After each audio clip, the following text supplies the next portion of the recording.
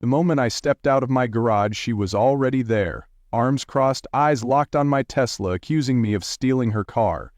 Before I could respond, she pulled out her phone and said she was calling the Homeowners Association and the police. Her face was flushed with indignation, and several neighbors had already begun peering out their windows at the commotion. I stood there stunned, keys in hand, wondering how a simple Tuesday morning could spiral into such chaos. "This is my car," I said calmly, trying to defuse the situation. "I have all the documentation." But she wasn't listening. She was already dialing, her voice rising to ensure everyone within earshot could hear her accusations. 911. "Yes, I need to report a stolen vehicle. It's right here in my neighborhood. A Tesla Model 3. Yes, I'm certain it's mine. The thief is standing right in front of me, trying to drive away with it right now." Her theatrical performance was both impressive and alarming. I had heard stories about difficult neighbors, but this was beyond anything I could have imagined. As she continued her fabricated emergency call, I unlocked my phone and began documenting the encounter. Something told me this wouldn't be the last time I'd need evidence of her behavior. "Ma'am," I tried again, keeping my voice steady despite my rising frustration, "this is my vehicle. I purchased it 3 months ago. I have the registration in my name." She covered the phone with her hand momentarily. "That's exactly what a thief would say, isn't it?" she hissed, before returning to her call with renewed vigor. "Yes, officer, he's claiming he bought it, but I know this is my cousin's car. It has the same unique modifications." I frowned in confusion. My Tesla was completely stock, with no modifications whatsoever. This woman was creating fiction on the spot. I had only moved into Oak Ridge Estates 6 months ago, drawn by the manicured lawns, quiet streets, and sense of community. The Homeowners Association had seemed like a reasonable trade-off for the well-maintained common areas and security. During the first few months, I had focused on settling in, unpacking boxes, and arranging furniture. The neighbors had seemed friendly enough, with casual waves and occasional small talk as we collected our mail or wheeled out trash bins. Then I purchased my Tesla, a reward to myself after a significant promotion at work. It represented years of hard work and careful saving, a dream fulfilled. That's when I first noticed Karen Westfield's attention shift toward me. She was in her early 50s, with an immaculate blonde bob and a perpetual expression of disapproval. As the treasurer of the Homeowners Association board, she wielded her authority like a weapon, patrolling the neighborhood for infractions of rules both real and imagined. At first, it was just lingering glances whenever I drove past her house. Then came the friendly visits, ostensibly to welcome me to the neighborhood, though these welcomes always came with thinly veiled inquiries about my profession, income, and how I could afford such an expensive vehicle on a starter home budget. I had heard the whispers from other neighbors. "Watch out for Karen," they'd say with knowing looks. "She thinks she owns the place." Some shared stories of citations for grass half an inch too tall, or threats of fines for trash cans left out 12 minutes past the designated collection time. But I had naively assumed that if I followed the rules, I would be left alone. I was wrong. The Tesla seemed to trigger something in her, a combination of envy and suspicion that quickly morphed into an obsession. The first official confrontation happened about a week after I brought the car home. I was washing it in my driveway when Karen marched up, clipboard in hand. "Excuse me," she said with artificial sweetness, "but I need to verify that this vehicle is registered with the Homeowners Association." I blinked in confusion, water hose still running in my hand. "I wasn't aware vehicles needed to be registered with the HOA, I replied. Her smile tightened. "All luxury vehicles must be approved and registered. It's in the bylaws, section 14, paragraph 3. It wasn't... I had read the bylaws thoroughly before purchasing my home, but I didn't want to create unnecessary tension with someone who clearly held influence in the community. "I'd be happy to provide whatever documentation you need," I offered, hoping to resolve the matter quickly. She handed me a form that asked for not only the vehicle information but also my purchase receipt, proof of income, and credit score. "This seems excessive for a car registration," I noted, scanning the document with growing concern.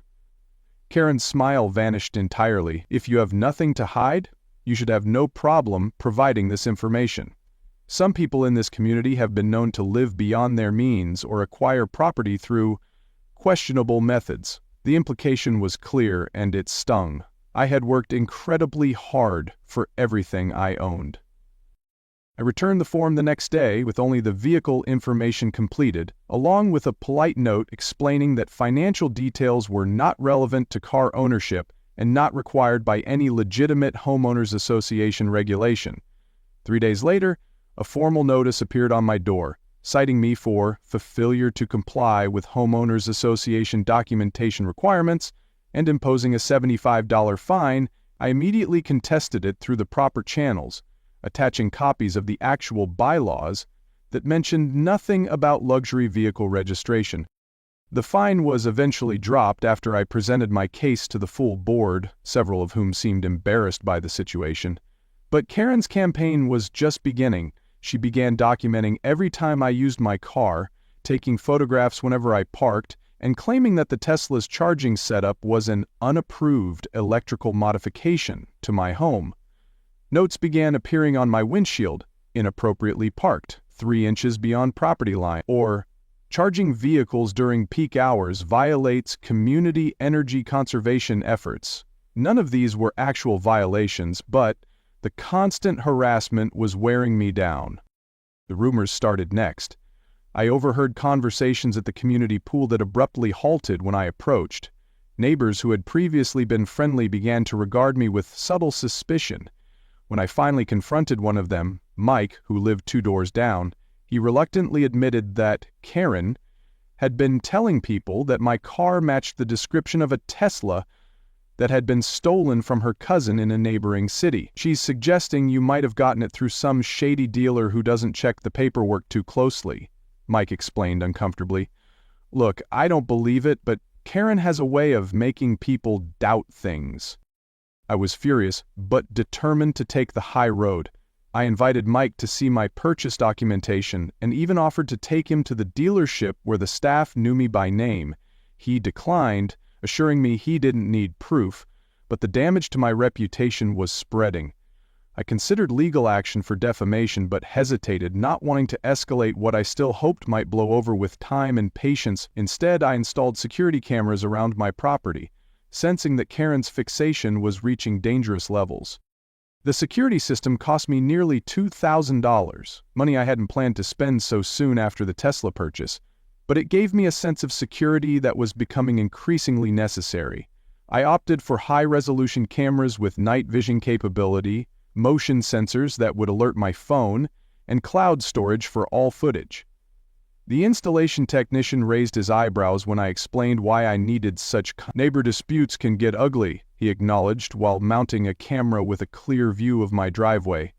But this sounds like something else entirely. I nodded grimly. I'm hoping I'm overreacting, I told him, but recent events suggest otherwise. Within days of the system's installation, it captured Karen walking slowly past my house 3 separate times in a single afternoon, pausing each time to study my Tesla from the sidewalk.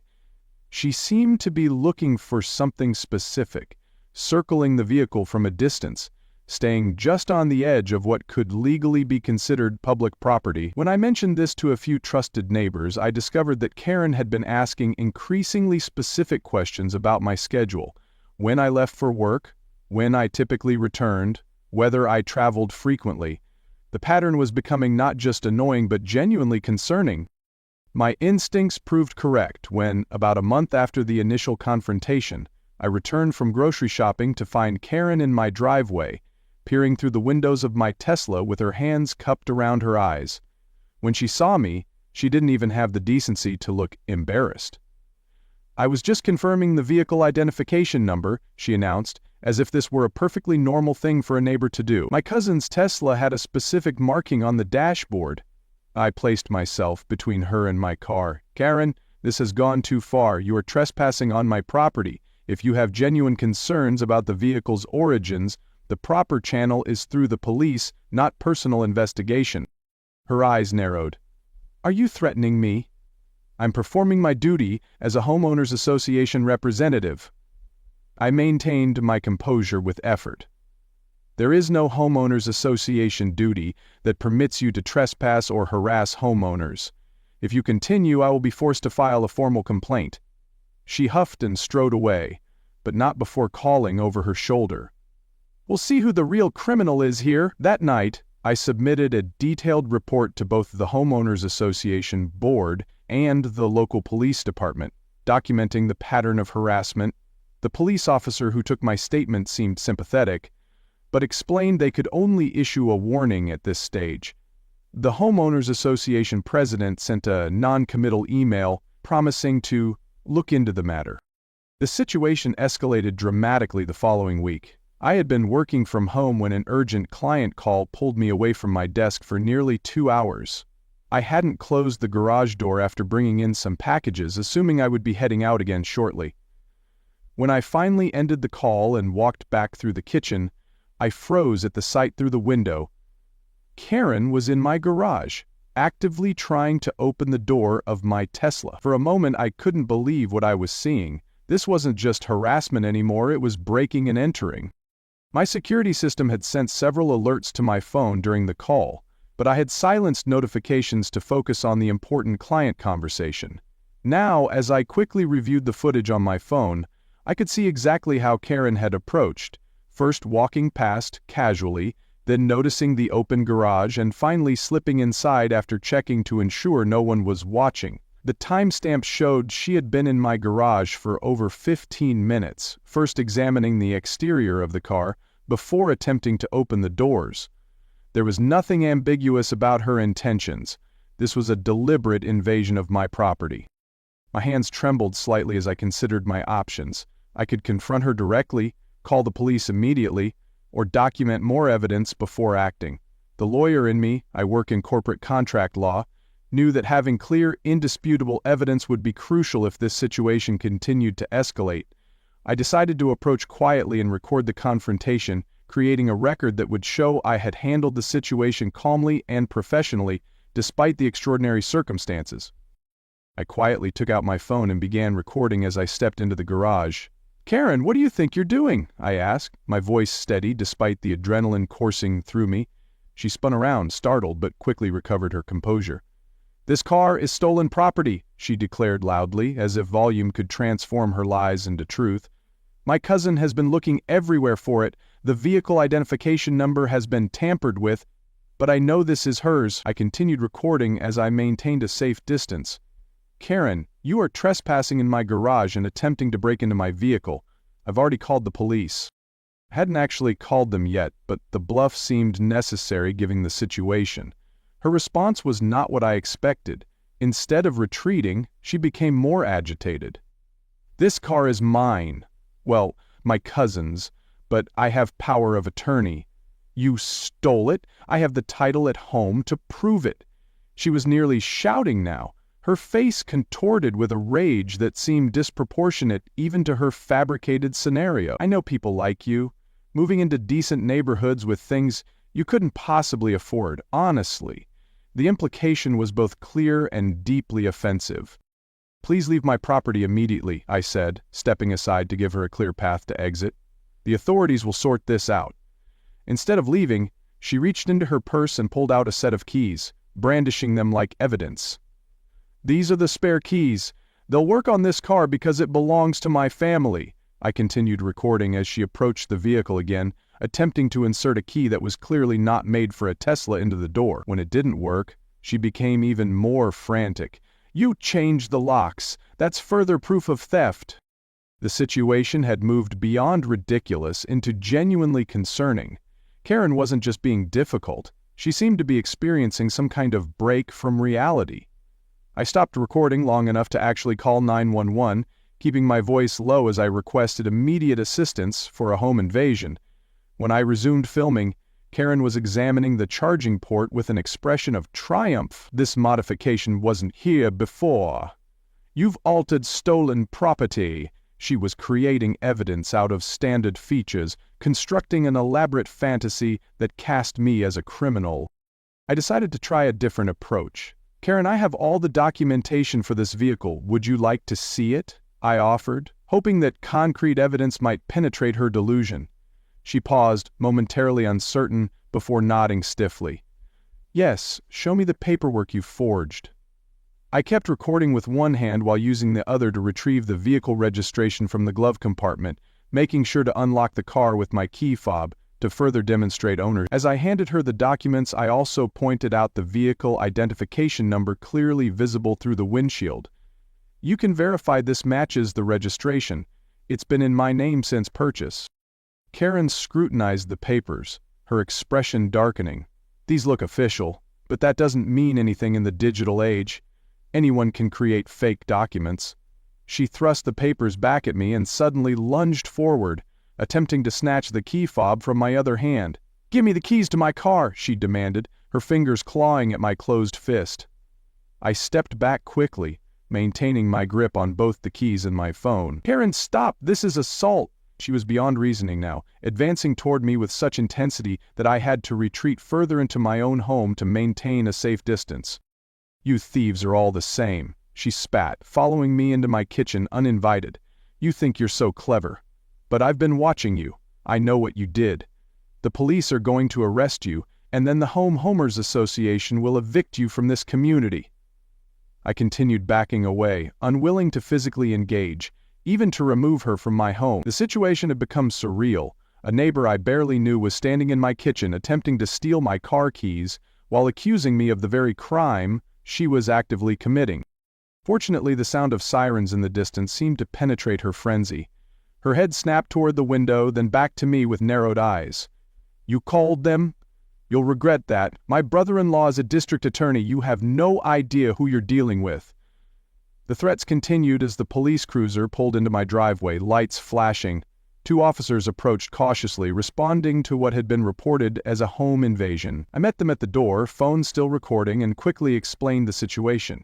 Karen immediately launched into her version of events, speaking over me with practiced authority. "Officers, I'm Karen Westfield, treasurer of the Oak Ridge Estates Homeowners Association. This man has stolen my cousin's Tesla and has been living in our community under false pretenses. I have evidence that the vehicle identification number has been tampered with." The older officer maintained a neutral expression as he turned to me. "Sir, do you have documentation for the vehicle in question?" I nodded, relieved that professionalism had entered the chaotic scene. "Yes, officer. I have the registration, purchase agreement, and insurance all in my name. I also have video evidence of Ms. Westfield trespassing in my garage and attempting to take my keys by force." The officers separated us, with the younger one taking Karen to one side of the driveway while the senior officer reviewed my documentation and watched the video I had recorded. His expression remained professional, but I could see his eyebrows rise slightly at certain points in the footage. After confirming the vehicle identification number matched my paperwork, he conferred briefly with his partner before approaching Karen again. I couldn't hear their full conversation, but the tone shifted from questioning to increasingly formal and stern.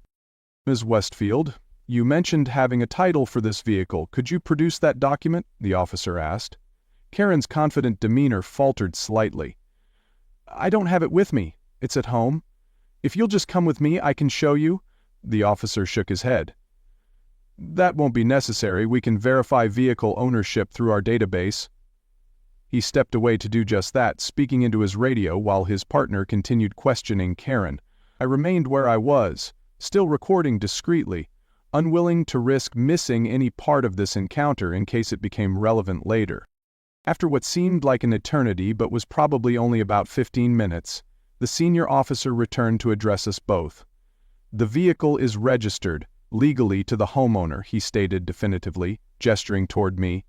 "Ms. Westfield, there is no record of a stolen Tesla matching this description, nor any connection between you or any relative and this specific vehicle." Karen's face flushed deeply. "That's because the theft wasn't reported yet. My cousin has been out of the country. I only recently discovered where her car ended up." The officers exchanged a glance that spoke volumes.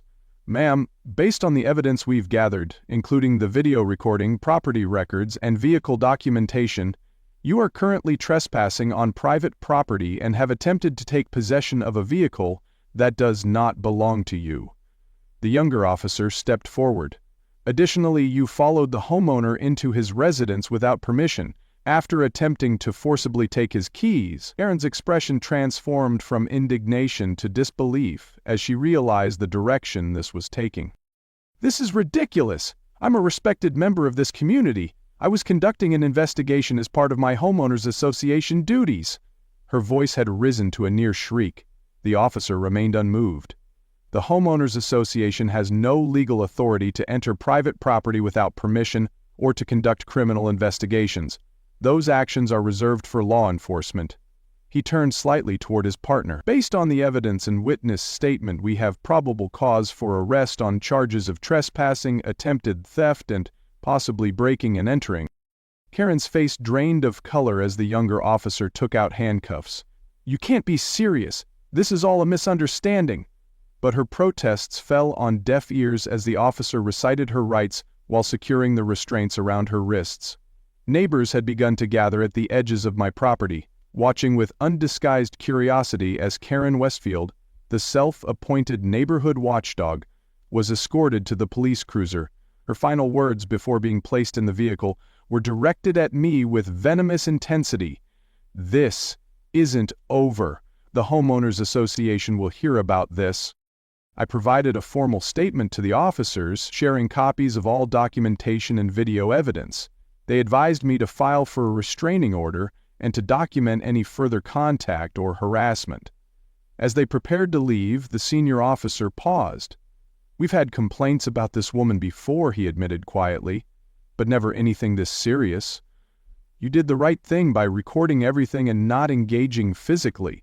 I nodded, suddenly exhausted as the adrenaline began to fade. "I just want to live peacefully in my home," I told him. "I never expected anything like this when I moved here." After the police cruiser pulled away with Karen in the back seat, I sat on my front steps for a long moment, trying to process everything that had happened. The neighborhood had fallen eerily quiet, with curious onlookers having dispersed once the excitement ended. One neighbor, an older woman named Eleanor, whom I had only spoken with briefly before, approached hesitantly from across the street. "Are you all right, dear?" she asked, genuine concern in her voice.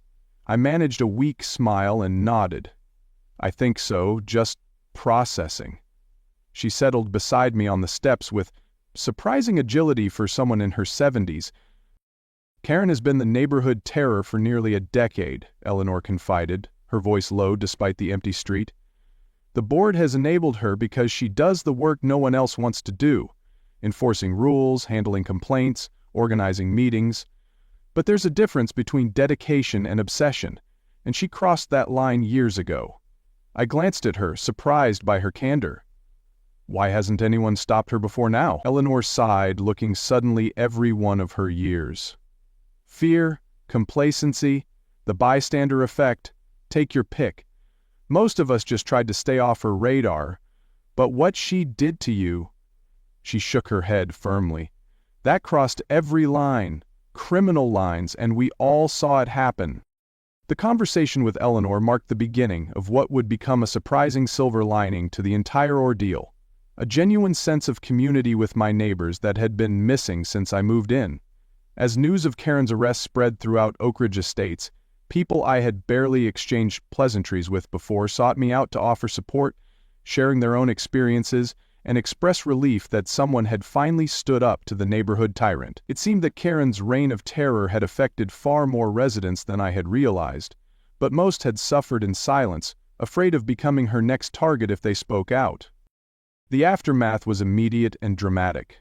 By evening, my phone was buzzing constantly with texts and calls from neighbors I'd barely spoken to before, all eager to share their own Karen stories and express support. The community forum app was alight with discussions, some defending Karen as just doing her job, but most expressing shock at the extent of her behavior.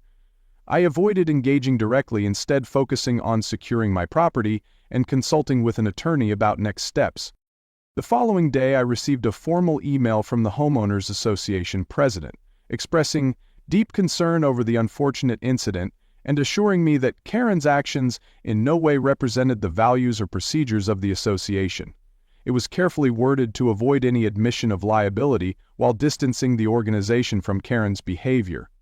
No apology was offered, nor any acknowledgement that they had ignored my previous complaints about her escalating harassment. 3 days later, a certified letter arrived announcing an emergency meeting of the Homeowners Association Board to address recent events that have impacted community harmony. I attended, accompanied by my lawyer, prepared to present my case if necessary. It wasn't. Karen's arrest had made the local news, and the board was in full damage control mode. They announced her voluntary resignation from the treasurer position and unveiled a new Homeowner Bill of Rights designed to prevent abuse of authority, all without ever directly acknowledging what had happened or their role in enabling her behavior over the years. The atmosphere in that meeting room was tense, with homeowners exchanging knowing glances as the board attempted to rewrite history in real time. Several of my neighbors had brought copies of the citations and warning letters they'd received from Karen over the years, some for infractions so minor they bordered on absurd. One elderly resident tearfully described how Karen had threatened to fine her for having a medical equipment delivery van parked in her driveway overnight, despite it being clearly allowed under both state law and homeowners association bylaws for medical necessities. Another showed photographs of Karen measuring his grass with a ruler and documenting the results in a small notebook she carried specifically for neighborhood infraction. What became increasingly clear as the meeting progressed was that Karen's behavior toward me, while extreme, wasn't an isolated incident, but rather the culmination of years of unchecked authority. The Homeowners Association board members shifted uncomfortably in their seats, as homeowner after homeowner stood to share their experiences. Some board members appeared genuinely shocked, while others, those who had served alongside Karen for years, seemed more concerned with damage control than addressing the systemic issues that had allowed such abuse to flourish. It was only after several homeowners shared their own experiences of intimidation and harassment that the board issued a more genuine apology. The president, visibly uncomfortable, admitted that complaints about Karen had been minimized or dismissed for years due to her dedication and attention to detail. Those euphemisms for her controlling and intrusive behavior had allowed the situation to escalate unchecked until it culminated in criminal charges. A new system for anonymously reporting homeowners association overreach was established, along with clearer limitations on board member authority. One particularly powerful moment came when Thomas Rodriguez, who had served on the board with Karen for 5 years before resigning in frustration, stood up to address the current members. "I warned you," he said, his voice quiet but intense. 3 years ago, when she began photographing children playing too loudly in their own yards, I warned you that her behavior was becoming increasingly unhinged. When she tried to fine the Johnson family because their son's wheelchair ramp disrupted the architectural harmony of the neighborhood, I begged you to intervene. You chose to look the other way because she kept the books balanced and did the unpleasant work of enforcement. He gestured toward me in the documentation of my ordeal projected on the meeting room screen. "This is the direct result of your collective failure to act when action was needed." The room fell silent after Thomas's statement. No one could argue with the truth of his words, not even the board members who had been complicit through their inaction. It was a turning point in the meeting, shifting from damage control to genuine accountability. By the end of the evening, 2 long-serving board members had submitted their resignations, acknowledging their role in enabling Karen's behavior over the years. A special election was scheduled to replace them with homeowners who would prioritize community welfare over rigid rule enforcement. As for Karen, she was released on bail pending trial, with conditions that included staying at least 500 feet from me and my property. Through my attorney, I learned that when questioned further by police, she had been unable to provide any information about the cousin whose Tesla had allegedly been stolen. There were no police reports, no insurance claims, no documentation whatsoever to support her story. When pressed, she eventually admitted that she didn't actually have a cousin who owned a Tesla, or any cousin in the area at all. The truth, which emerged during the investigation, was simultaneously more mundane and more disturbing than a simple case of mistaken vehicle ownership. Karen had been fixated on acquiring a Tesla herself for over a year, constantly talking about it to neighbors and family members. She had even placed a deposit on one, only to have her financing fall through. According to her ex-husband, who provided a statement to investigators, she had become increasingly bitter about seeing others driving the car she couldn't have, particularly younger homeowners whom she deemed undeserving. What none of us in the neighborhood had known, but what came to light during the legal proceedings, was that Karen's fixation on Teslas had begun after her divorce 3 years earlier. Her ex-husband had purchased one shortly after their separation, upgrading his lifestyle in ways that Karen perceived as a direct slight against her. Her therapist, whose notes became part of the court record after Karen's defense team requested a psychological evaluation, had documented this obsession developing into what she termed replacement envy, a sense that others were obtaining the life and possessions that Karen believed should rightfully be hers. The psychological report painted a picture of a woman whose identity had become dangerously intertwined with her role as the neighborhood authority figure.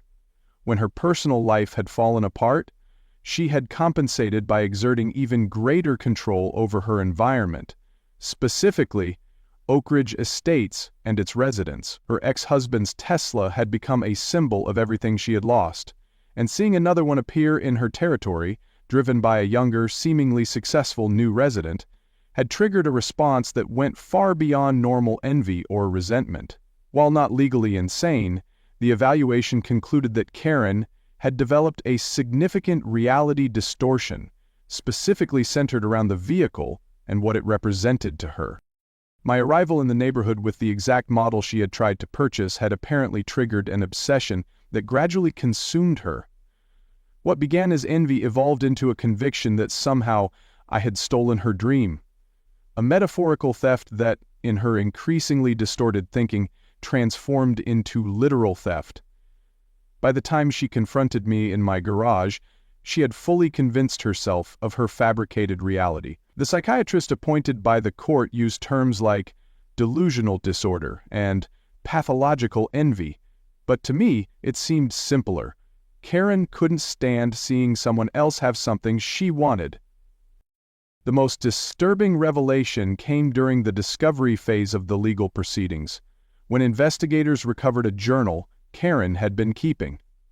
The journal, which her attorney initially tried to suppress, contained detailed entries about my daily routine, diagrams of my property, and even a list of suspicious behaviors that supposedly proved my Tesla was stolen. These behaviors included such innocent actions as washing the car regularly, removing evidence, checking the vehicle identification number myself, memorizing the altered number, and installing security cameras, paranoid actions indicating guilt. Most chilling of all were the pages where she had practiced forging what she believed a Tesla title might look like, complete with my vehicle identification number, which she had somehow obtained, and her cousin's name as the rightful owner. The prosecutor showed me selected pages from the journal during preparation for what would have been the trial. In 20 years practicing law, I've rarely seen this level of methodical obsession in a case that didn't involve stalking charges, she told me, her expression grave. If you hadn't documented everything so thoroughly, this could have gone very differently. She was building an elaborate case against you, and given her standing in the community, some people might have believed her. The thought sent a chill through me, how close I had come to having my reputation permanently damaged by someone's distorted perception of reality. The district attorney pursued charges of criminal trespassing, attempted grand theft auto, and breaking and entering. Karen's attorney negotiated a plea deal that included probation, community service, mandatory psychiatric treatment, and a permanent restraining order protecting me and my property. She was also required to pay restitution for my legal expenses and security system upgrades. The Homeowners Association, facing potential liability for failing to address her previous behavior, quickly approved all my pending home improvement requests and waived my dues for the remainder of the year.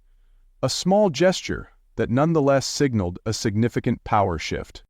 I considered selling my home and moving to a neighborhood without a homeowners association, but ultimately decided to stay. The community had rallied around me once the truth came out, and several of my neighbors had become genuine friends through the ordeal. More importantly, I refused to be driven away from a home I loved because of one person's irrational behavior. The Tesla remained parked in my driveway, a symbol not just of my professional success, but now also of my refusal to be intimidated or controlled. In the months that followed, Oak Ridge Estates underwent a remarkable transformation. With Karen's influence removed, the community began to heal from years of divisive enforcement and petty regulations. The new board members, elected in a special vote with record turnout, prioritized community building over rule enforcement. The annual block party, which had apparently been canceled years earlier due to Karen's concerns about noise pollution and potential liability, was reinstated with enthusiasm. Families who had been reluctant to use common areas for fear of citations began to enjoy the neighborhood parks and pool. Children played outside more freely, and residents invested in home improvements that had previously been discouraged or micromanaged to death under Karen's watchful eye. I found myself becoming unexpectedly involved in the community renaissance, joining the Architectural Review Committee with a mandate to streamline the approval process and focus on structural integrity rather than aesthetic uniformity. My legal background proved useful in rewriting outdated bylaws to protect homeowners from the kind of harassment I had experienced. Eleanor, my elderly neighbor who had reached out after Karen's arrest, became the unofficial neighborhood historian, sharing stories of what Oak Ridge Estates had been like before Karen's rise to power, and helping to resurrect traditions that had fallen by the wayside during her tenure. One particularly meaningful change came in the form of the Good Neighbor Initiative, a program I helped develop that emphasized community service and mutual support over surveillance and enforcement. Instead of reporting violations, neighbors were encouraged to offer assistance, helping an elderly resident with yard work, organizing a meal train for a family experiencing illness or hardship, or collaborating on projects that benefited everyone. The spirit of the community shifted noticeably from one of suspicion and competition to one of cooperation and shared purpose. The final irony emerged when I encountered Karen's ex-husband at a community event months later. After awkwardly acknowledging our connection, he hesitantly shared a detail that put the entire bizarre saga into perspective. "You know," he said, shaking his head, "the craziest part is that she could have afforded that Tesla if she'd really wanted it. She inherited money from her parents, more than enough, but she was so obsessed with controlling how others spent their money that she never felt entitled to enjoy her own." He paused, then added quietly, "Sometimes I think what she really couldn't stand wasn't that you had something she wanted. It was that you had the freedom to want it in the first place."